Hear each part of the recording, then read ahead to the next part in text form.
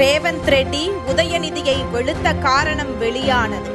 உள்ளே வந்த விஜய் உதயநிதி தண்டிக்கப்பட வேண்டும் என பிரச்சார மேடையில் கூறி பெரும் பரபரப்பை கிளப்பினார் தெலுங்கானா காங்கிரஸ் முதல்வர் ரேவந்த் ரெட்டி. இது அரசியல் வட்டாரத்தில் பெரும் பரபரப்பை கிளப்பியது. இதற்கு காரணம் தற்போது வெளிவந்திருக்கிறது. திமுக எப்போதும் தேர்தல் வரலாறில் தனித்து தேர்தலை சந்தித்தது கிடையாது என்பது அனைவரும் அறிந்ததே. எதை இழந்தாலும் கூட்டணியை தன் பக்கத்தில் வைத்துக் கொள்ளும். அப்போதுதான் வெற்றியை பெற முடியும். தேர்தல் வந்தால் திமுக பல வாக்குறுதிகளை அள்ளி வீசும். தேர்தல் வரும் நேரத்தில் கூட்டணி கட்சிகளை அரவணைப்பதும் தேர்தல் முடிந்த பிறகு பிளாஸ்டிக் சேர் தருவதும் தான் திமுகவின் பாலிசி. நடந்து வரும் பாராளுமன்ற தேர்தலில் முதற்கட்ட வாக்குப்பதிவு தமிழகத்தில் தான் நடந்தது. அதில் கடைசி வரை போராடி 10 தொகுதிகளை திமுகவிடமிருந்து பெற்றது காங்கிரஸ் கட்சி. அதுவரை திமுக பற்றி வாய் திறக்காமல் அமைதி காத்து வந்தது தமிழக காங்கிரசும் சரி, தேசிய காங்கிரசும். தமிழகத்தில் உள்ள அனைத்து தொகுதிகளுக்கும் ஒரே கட்டத்துக்கு தேர்தல் முடிந்துவிட்டதால் இப்போது திமுகவின் தயவு காங்கிரசுக்கு சுத்தமாக தேவைப்படவில்லை.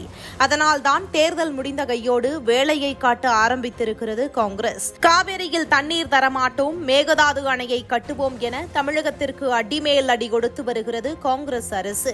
அது பற்றி வாய் திறக்க முடியாமல் தவித்து வருகிறது திமுக அரசு. மேலும் தற்போது நேரடியாக திமுகவின் அடிமடியிலேயே கை வைத்திருக்கிறது காங்கிரஸ். உதயநிதி ஸ்டாலின் தண்டிக்கப்பட வேண்டும் என்று தெலுங்கானா முதல்வர் ரேவந்த் ரெட்டி கூறியிருக்கிறார். சனாதன தர்மத்தை பற்றி இழிவாக பேசியது தவறு என்றும் அதனால் உதயநிதி ஸ்டாலின் நிச்சயமாக தண்டிக்கப்பட வேண்டும் என்றும் அவர் கூறியிருக்கிறார். திமுகவை கூட்டணியில் வைத்துக் கொண்டு தமிழகத்தை தவிர வேறு எங்கும் வாக்கு வாங்க முடியாது என்பது காங்கிரசுக்கு நன்றாகவே தெரிந்துவிட்டது. அதுவும் சனாதன தர்மத்தை ஒழிக்க வேண்டும் என்று பேசிய திமுகவை அருகில் வைத்துக் கொண்டு மற்ற மாநிலங்களில் மக்களிடம் மரியாதையை கூட எதிர்பார்க்க முடியாது என்பதையும் அவர்கள் உணர்ந்திருக்கிறார்கள். அதன் காரணமாகவே தேர்தல் பிரச்சாரத்திற்கு கூட திராவிட மாநிலங்களான கர்நாடகா, கேரளா, தெலுங்கானா, ஆந்திரா போன்ற மாநிலங்களுக்கு கூட ஸ்டாலினை பிரச்சாரத்திற்கு அழைக்கவில்லை. மேலும் காங்கிரஸ் வருகிற 2026ஆம் ஆண்டு சட்டப்பேரவை தேர்தலில் விஜயுடன் கூட்டணி செல்லலாம் என பேச்சுக்கள் தொடங்கிவிட்டதாக தெரிகிறது.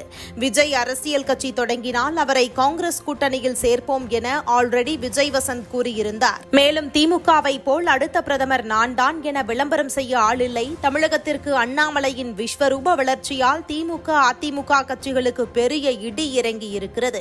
இனி அதன் மேல் சவாரி செய்தால் எடுபடாது என இந்த கோணத்தில் யோசிக்கிறார்களாம் காங்கிரஸ் கட்சியினர்.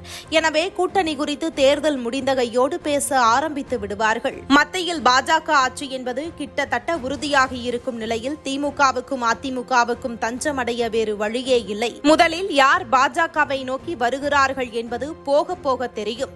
திமுகவிற்கு பாஜகவுடன் கூட்டணி வைக்கவும் தயங்க மாட்டார்கள். அவர்கள் தேவைக்காக எந்த நிலைக்கும் செல்வார்கள் என்பது தமிழகம் அறிந்தது.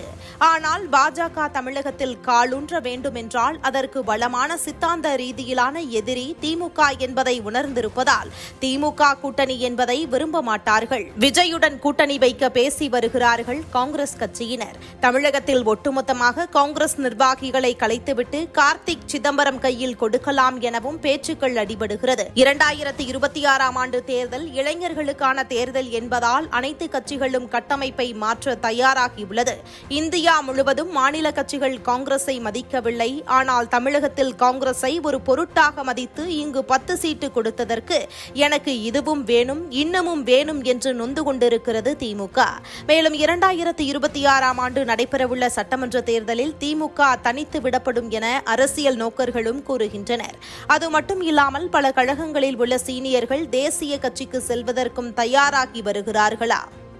இதுபோன்ற முக்கிய நிகழ்வுகள், அரசியல் தகவல்களை ஆழமாக மாறுபட்ட கோணத்திலும் அறிந்து கொள்ள மறக்காமல் உங்கள் TNS24 டிஜிட்டல் பக்கத்தை பின்பற்றிக் கொள்ளவும்.